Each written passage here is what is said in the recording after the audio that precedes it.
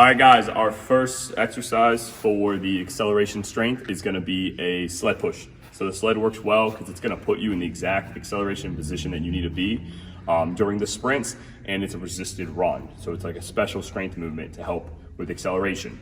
So Brian here is gonna get down into the sled. We want that straight power line that's gonna be similar to when he comes out of his 2-point start. So he should basically be a straight line from the base of his neck down to his heel. His heels are not touching the ground, but they're loaded. All right, he's gonna stay tight through his midsection and his glutes. And then from here, you can do a lot of things, marches, bounds, or sprints. We're gonna focus on the sprint today. But he's gonna keep this body position as he sprints with the sled down the field.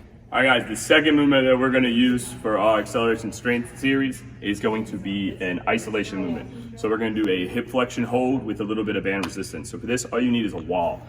Similar to the sled, how he got into that straight line power position, we're gonna do the same on the wall here. So he's gonna be on the wall, feet back a little bit, same checkpoint. Belly tight, glutes tight, heels are not on the ground, but they're loaded like a spring, okay? He's gonna drive this right leg up, this left leg is stiff, glute tight, and all we're looking for here is that this is about hip height and he has this big toe flexed up. It should look very similar to when he comes out of a 2-point start sprint and also what he did on the sled. Our third and final movement of the acceleration strength series is gonna be Bulgarian split squats. So this is our first real big weight room movement, okay? Just for demonstration purposes, Brian's gonna keep just body weight, but you guys can do this with dumbbells, barbell, or any strength implement. This movement is good to use because it's gonna be working on hip mobility as well as single leg strength and stability on the working leg. So Brian's gonna start here by putting his left leg back on the bench.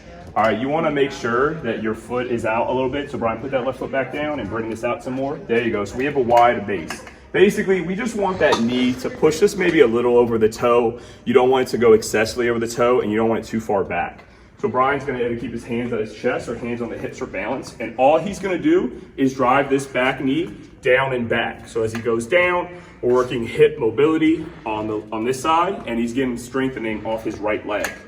Okay, for the purpose of the series, we'll go a little higher reps, maybe 8 to 10 per leg.